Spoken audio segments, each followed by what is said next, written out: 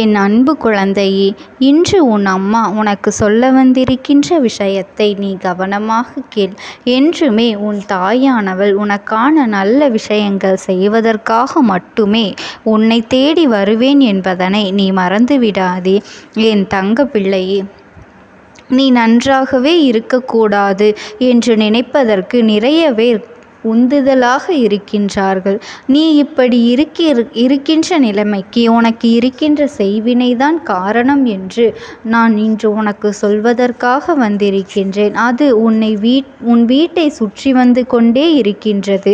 உன் வீட்டை சுற்றி சில ஆவிகளின் நடமாட்டம் இருந்து கொண்டே இருக்கின்றது.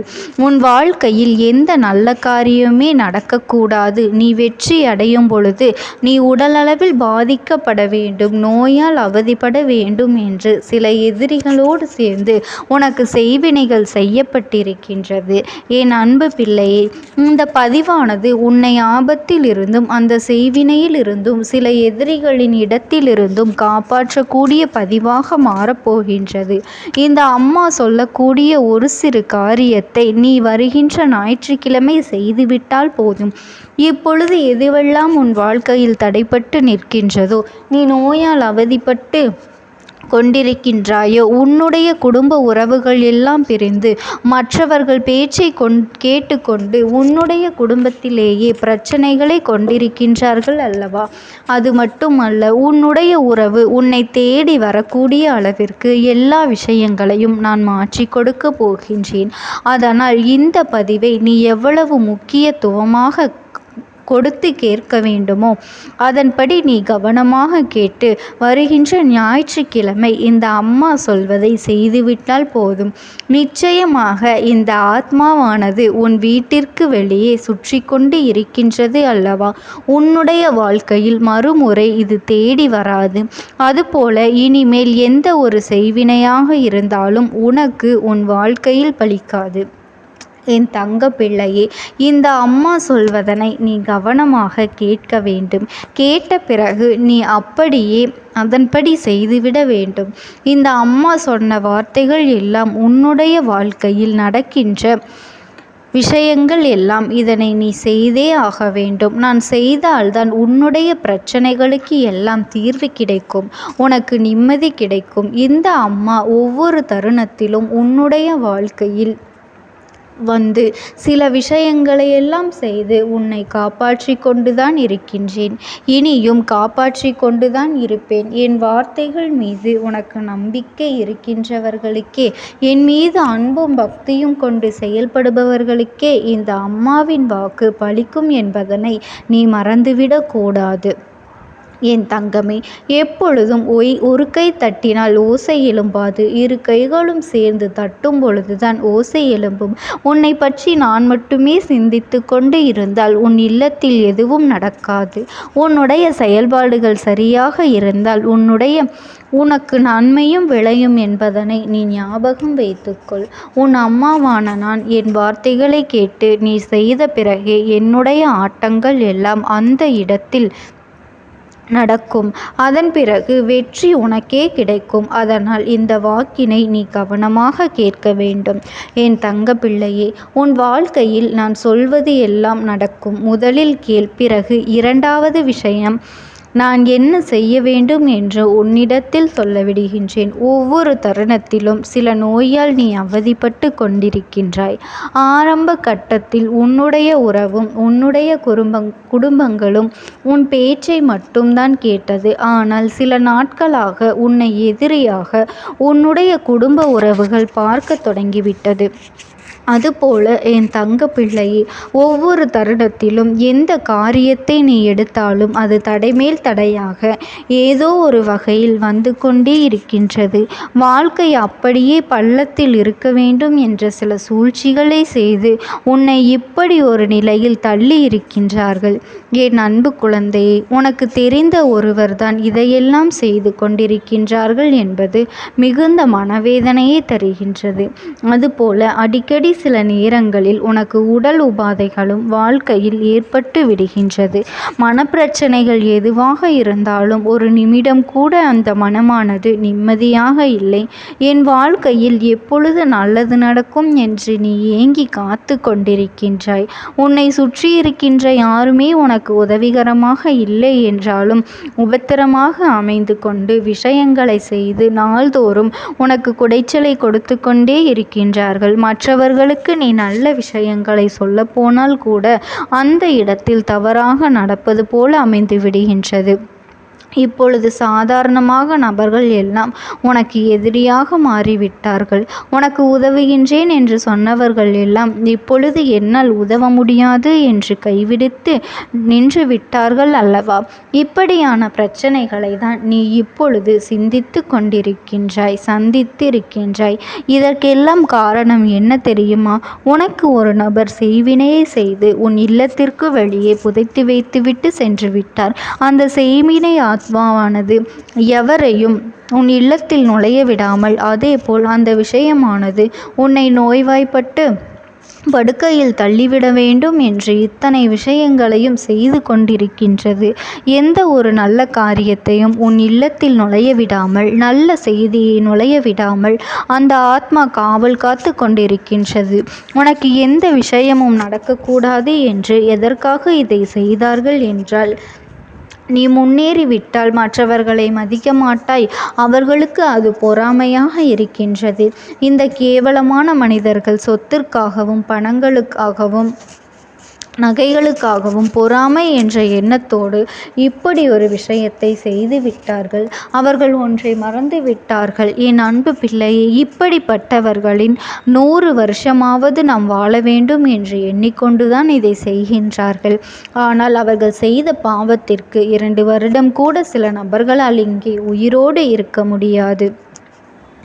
அதுபோல் நீ எதர் நினைத்தும் கவலை கொள்ளாதே. உனக்கு செய்த அத்தனை பாவத்திற்கும், நீ பட்ட அத்தனை வேதனைக்கும் அவர்களுக்கு அவர்கள் கர்ம வினைகள் அதிகமாகி சேர்ந்து துன்பங்களை கொடுக்க போகின்றது.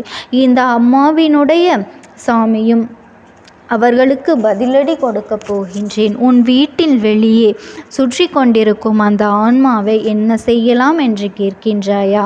என் தங்க பிள்ளையே, இந்த அம்மா நான் எதுவும் செய்யாமல் இருந்துவிட மாட்டேன். நான் உன் வீட்டில் காவலாக இருந்து கொண்டு இதை அப்படியே கண்டும் காணாமல் விட்டுவிட மாட்டேன் என்பதனை நீ மறந்து விடாதே. உனக்கு எதை செய்ய வேண்டும் என்று எனக்கு தெரியும் அல்லவா? இருந்தாலும் உனக்காக உன் கைகளிலும் உன் கைகளாலும் சில விஷயங்களை நீ செய்ய வேண்டும். அப்பொழுதுதான் உனக்கு பலன்கள் கிடைக்கும். உனக்கு இந்த பிரச்சனைகளுக்கெல்லாம் தீர்வும் கிடைக்கும் என்பதனை மறந்துவிடாதே. நான் உன் இல்லத்திலேயே காவலாக இருந்து கொண்டு அந்த கெட்ட சக்தியை உன் வீட்டிற்குள்ளே நுழைய விடாமல் நான் பாதுகாத்து கொண்டிருப்பேன். அது அறவே சாம்பலாக வேண்டும் என்றால், அது அழிய வேண்டும் என்றால், நான் வருகின்ற ஞாயிற்றுக்கிழமை நான் சொல்வதை நீ செய்ய வேண்டும். ஞாயிற்றுக்கிழமை சரியாக 6 மணி அளவில் 7 மணி அல்லது 8 மணிக்கு நீ இதனை செய்ய வேண்டும். இந்த நேரத்தில் இதனை நீ செய்தால்தான் உன் வீட்டில் எந்த ஒரு காரியங்களும் உள்ளே வரக்கூடாது, எந்த நல்லவரும் உள்ளே வரக்கூடாது. நீ வாழ்க்கையில் நோயோடு அவதிப்பட வேண்டும் என்று, அதேபோல் கஷ்டத்தில் இருக்க வேண்டும் என்றும், எவ்வளவு பணம் சம்பாதித்தாலும் நீ ஏழ்மையாகவே இருக்க வேண்டும், உன் செல்வம் விரயமாகவே போக வேண்டும் என்று நினைப்பவர்களுக்கு பதில் கொடுக்க வேண்டும். இந்த மணி நேரத்தில் நீ செய்ய வேண்டும். உன்னுடைய இல்லத்தில் மஞ்சளை தண்ணீரில் கரைத்து ஒரு சொம்பில் எடுத்துக்கொண்டு அதனை வேப்பிலையால் உன் இல்லத்தை சுற்றி தூவி விட்டு விட வேண்டும். முக்கியமாக உன் வீட்டு வாசலில் அந்த மஞ்சள் நீரை தெளித்து விட வேண்டும். அதன் பிறகு வாசலில் பச்சை குங்குமத்தை வைத்துவிட்டு 2 அகல் தீபங்களை இழுப்பை எண்ணெயை பயன்படுத்தி வெண்கடுகை அதில் போட்டு சிகப்பு திரி போட்டு நீ தீபத்தை ஏற்ற வேண்டும்.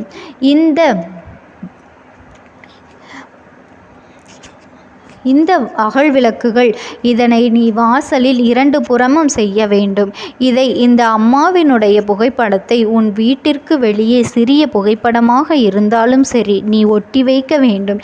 இதனை மட்டும் நீ செய்துவிட்டால் போதும். வெளியிலிருந்து உனக்கு எத்தனை கஷ்டங்களை கொடுத்து கொண்டிருந்தாலும் அது யாராக இருந்தாலும் அவர்கள் உன்னுடைய வாசலுக்கு உள்ளேயே வர முடியாத அளவிற்கு, உன் வீட்டிற்கு அருகிலேயே வர முடியாத அளவிற்கு இந்த தாயானவள் நான் உன்னை பாதுகாத்து விடுவேன் என்பதனை நீ மறந்து விடாதே. என் அன்பு குழந்தைக்கு இந்த தாயானவளினுடைய அன்பும் ஆசீர்வாதங்களும் என்றென்றைக்குமே முழுமையாக கிடைத்து கொண்டே இருக்கும். ஓம் சக்தி, ஓம் ஆதிபரா சக்தி அப்படின்றது. என் தங்கமே, நான் உங்களுக்கு ஒரே ஒரு வாய்ப்பினை உருவாக்கி கொடுக்கின்றேன். அந்த ஆத்மாவின் வாக்கினை கேட்பதற்கு இதுவே உனக்கு கிடைக்கின்ற கடைசி வாய்ப்பாகவும் இருக்கலாம். அதனால் என் பிள்ளையே, இந்த வாய்ப்பினை நீ சரியாக பயன்படுத்தி கொண்டு அந்த ஆத்மா உன்னோடு என்ன பேச நினைக்கின்றது, அவர்கள் எதை உன்னிடத்தில் சொல்ல நினைக்கின்றார்கள், வெளிப்படுத்த முயற்சி செய்கின்றார்கள், எதனால் உன்னை தேடி வந்திருக்கின்றார்கள் என்பதனை எல்லாம் நீ தெரிந்து கொள்ள வேண்டும். என் தங்க பிள்ளையே, அவர்கள் எப்படி இந்த தெய்வத்தின் அருகில் வந்தார்கள் என்று நீ யோசிக்கலாம். என் தங்கமே, உன்னுடைய இல்லத்தில் சமீபத்தில் இறந்து போன ஒருவரினுடைய ஆத்மாவானது சில நாட்களாகவே உன் இல்லத்தை சுற்றி சுற்றி வருகின்றது. இந்த அம்மா அதனை கண்டுவிட்ட பிறகு, எதற்கு இங்கே சுற்றி கொண்டிருக்கின்றாய்? நீ இருக்க வேண்டிய இடத்தில்தானே இருக்க வேண்டும். என் பிள்ளையின் வீட்டில் உனக்கு என்ன வேலை என்று கேட்ட பொழுதுதான் அந்த ஆத்மா என்னிடத்தில் சொன்ன விஷயம், எனக்கும் என்னிடத்தில் இருக்க வேண்டும் என்றுதான் ஆசையாக இருக்கின்றது. ஆனால் சில விஷயங்கள் என்னை அங்கே செல்ல விடாமல் தடுத்து கொண்டு இருக்கின்றது. எனக்கு என்னுடைய குடும்பத்தில் இருக்கின்றவர்களிடம் பேசியாக வேண்டும். என் மனதில் தோன்றுகின்ற சில விஷயங்களை அவர்களிடத்தில் சொல்லிவிட்டால் நான் மனநிறைவோடு இங்கிருந்து சென்று விடுவேன். சில விஷயங்களை நான் அவர்களோடு பகிர்ந்து கொள்ளாமல் விட்டுவிட்டேன். அதற்கு சரியான நேரம் இப்பொழுது வந்திருக்கின்றது. இப்பொழுதும் சொல்லாமல் நான் சென்று விட்டால் இனி காலம் முழுவதும் என்னால் அவர்களிடத்தில் சொல்லிவிட முடியாது. இதற்கு நீங்கள்தான் துணையாக நிற்க வேண்டும் அம்மா என்று என்னிடத்தில் வாய்ப்பினை ஏற்படுத்தி கொடுக்க வேண்டும் என்று கேட்டது. என் தங்க குழந்தையே, இப்படி இருக்கும் பொழுது அவர்களிடத்தில் சொல்லிவிட முடியாது. அந்த வாய்ப்பினை ஏற்படுத்தி கொடுத்து என் வீட்டில் உள்ளவர்களிடம் பேச வைக்க வேண்டும் என்று என்னிடத்தில் கோரிக்கை வைத்தது. என் தங்கமே, இப்படி மனதிலே எந்த கெட்ட எண்ணங்களும் இல்லாமல் உன் குடும்பத்திற்காக பேச வேண்டும் என்று கேட்ட ஆத்மாவிற்கு நான் அந்த வாய்ப்பு வழங்குவது தானே முறையாக இருக்கும். அதனால் இந்த அம்மா அந்த ஆத்மாவிற்கு அந்த வாய்ப்பினை கொடுக்க முடிவுகள் செய்து இப்பொழுது உன்னோடு பேசுவதற்காக வரவழைத்திருக்கின்றேன். என் பிள்ளையே, அந்த ஆத்மாவானது உன்னிடத்திலே என்ன பேசுகின்றார்கள் என்பதனை நான் என் மூலமாக உன்னிடத்தில் பேசி சொல்கின்றேன். இந்த அம்மாவிடத்திலிருந்து தான் அவர்கள் மனதில் பேச நினைப்பதை எல்லாம் பேச முடியும். என் தங்கமே, நேரடியாக ஒரு ஆத்மாவின் குரலை உன்னால் அத்தனை சுலபமாகவெல்லாம் கேட்டுவிட முடியாது. இந்த அம்மா அதற்காகத்தான் இன்று இந்த உதவியை செய்கின்றேன். என் குடும்பத்தில் இருக்கின்றவர்களிடம் பேச வந்திருக்கின்றேன். உங்கள் எல்லோரையும் நான் இனி காணவே முடியாது என்பதனை நான் உணர்ந்து கொண்டேன். என் வாழ்க்கையில் நிறைவாக இருந்து என்னால் உங்களுக்கு கஷ்டங்கள் வந்தாலும் உங்களால் எனக்கு எந்த கஷ்டங்களும் இதுநாள் வரையிலும் வந்தது கிடையாது. நான் நினைத்தது போல இந்த வாழ்க்கையை அத்தனை சந்தோஷமாக வாழ்ந்து கொண்டுதான் இருந்தேன். என் குடும்பத்தில் இருக்கின்றவர்களிடம் பேச வந்திருக்கின்றேன். உங்கள் எல்லோரையும் இனி நான் காணவே முடியாது என்பதனை நான் உணர்ந்து கொண்டேன். உங்களோடு இருந்த இந்த காலகட்டம் குறைவாக இருந்தாலும் எனக்கு கிடைத்த சந்தோஷங்களும் மகிழ்ச்சியும் ஏராளமாக இருந்தது.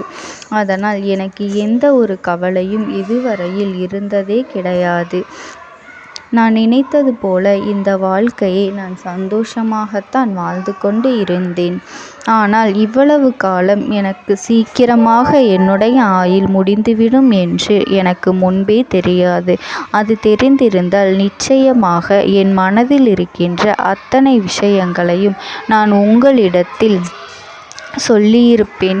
ஆனால் எல்லோரும் நினைப்பது போலத்தானே நானும் நினைத்திருந்தேன். எனக்கும் இந்த உலகத்தை விட்டு செல்ல வேண்டும் என்ற ஆசை கிடையாது. மற்றவர்கள் சொல்வது போல எதற்காக பிறந்தோம், நாம் ஏன் பிறந்தோம் என்று ஒரு நாளும் நான் நினைத்தது கிடையாது.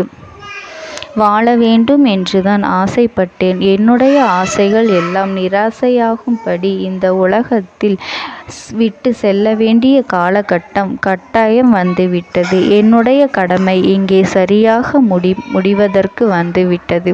இன்று நான் உங்களோடு பேச வந்ததற்கு முக்கியமான காரணம், சில விஷயங்களை எல்லாம் உங்களோடு சொல்லாமல் விட்டுவிட்டேன். எப்படி நடக்கும் என்று தெரியாமல் நான் சில விஷயங்களை செய்தும் முடித்துவிட்டேன். அதற்காக உங்களிடத்தில் நான் மன்னிப்பு கேட்டுக்கொள்கின்றேன்.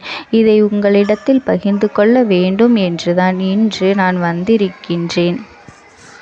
உங்களை நான் மனதார வணங்குகின்றேன். இந்த வாய்ப்பினை நான் சரியாக பயன்படுத்தி கொள்ள விரும்புகின்றேன். அதனால்தான் என் மனதில் இருக்கின்ற விஷயங்கள் எல்லாம் நான் சொல்லிவிடுகின்றேன்.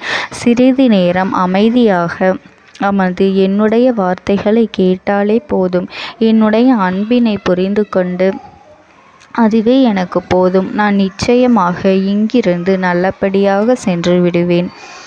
இன்று உங்களோடு பேச வந்ததற்கு ஒரு முக்கியமான காரணம், நான் சில விஷயங்களை சொல்லாமல் விட்டுவிட்டேன். இப்படி நடக்கும் என்று எனக்கு ஒரு நாளும் தெரியாமல் சில விஷயங்களை செய்துவிட்டேன். அதை உங்களிடத்தில் பகிர்ந்து கொள்ளத்தான் வந்திருக்கின்றேன். என் மனதில் நினைக்கின்ற விஷயம் என்ன தெரியுமா? நான் உங்களை நன்றாக பார்த்து கொள்ள வேண்டும். உங்களின் ஆசைகளை எல்லாம் நிறைவேற்றி கொடுக்க வேண்டும். உங்கள் வாழ்க்கையில் நடத்தி கொடுக்க முடியாமல் போனாலும் இனிமேல் அதையெல்லாம் நடத்தி கொடுக்க வேண்டும் என்று ஆசைப்பட்டு என்னால் ஆன முயற்சிகளை எல்லாமே செய்து கொண்டிருந்தேன். ஆனால் முழுமையான பலன்களை கொடுப்பதற்கு முன்பாகவே இது போன்று நடந்துவிட்டது. அதனால் நான் ஏதேனும் குற்றம் குறைகள் செய்திருந்தாலும், ஏதேனும் உங்களுக்கு மனதிற்குள் கஷ்டத்தை தந்திருந்தாலும் என்னை மன்னித்து விடுங்கள். நான் எப்பொழுதும் உங்கள் மீது உண்மையான அன்பினைத்தான் வைத்து கொண்டிருக்கின்றேன். நான் ஒரு நாளும் மனதில் ஒன்றும் வெளியில் ஒன்றுமாக ஒரு நாளும் நான் நடந்து கொண்டது இல்லை. அதனால் என்னவோ என்னுடைய குணங்கள் சிலருக்கு இங்கே பிடிப்பதே இல்லை. எதுவாக இருந்தாலும் என்னோடு இருக்கின்ற என் குடும்பத்திற்கு தெரியும் அல்லவா நான் யார், என்னுடைய அன்பு எப்படிப்பட்டது என்று.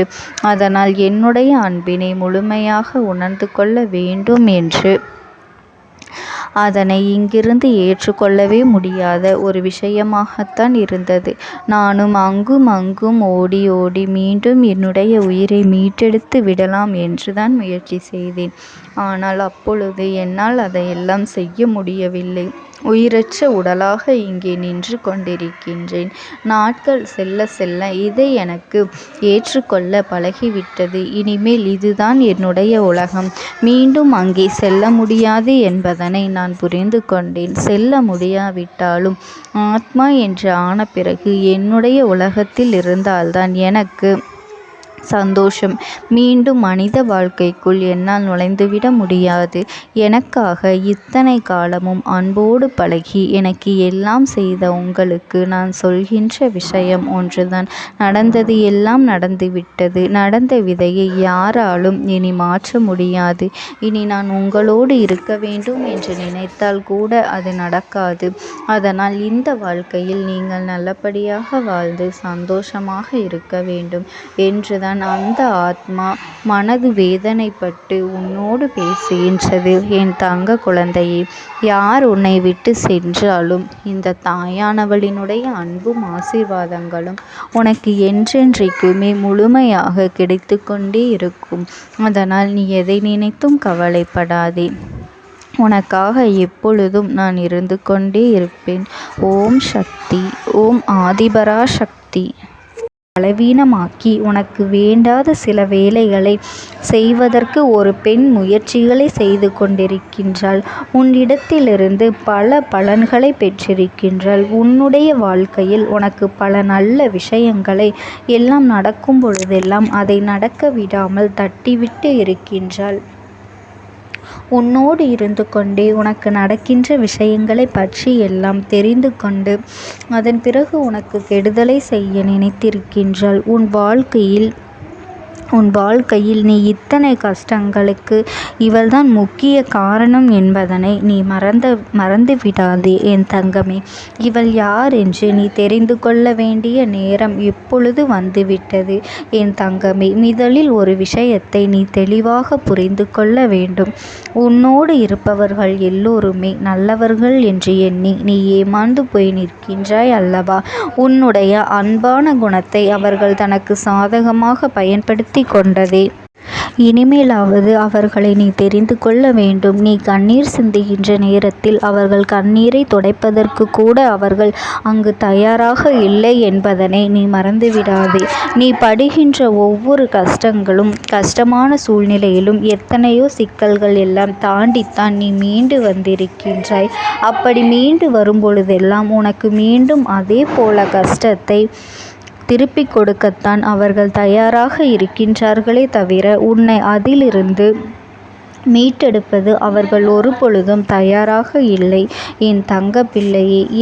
எது சரி எது தவறு என்று சில நேரங்களில் நீ பிரித்தறிய முடியாமல் இருக்கும் பொழுது இன்னொருவரிடம் நீ உதவியை கேட்கின்றாய். ஆனால் அவர்களுக்கும் அது மிகப்பெரிய தனக்கு கிடைத்த வாய்ப்பு என்று உனக்கு தவறான விஷயங்களை சொல்லிக்கொண்டு இருக்கின்றார்கள் என் தங்கமே. இப்பேற்பட்ட இந்த சூழ்நிலையில்தான் உன் வாழ்க்கையில் உனக்கு துன்பங்கள் அதிகமாக ஏற்பட்டது.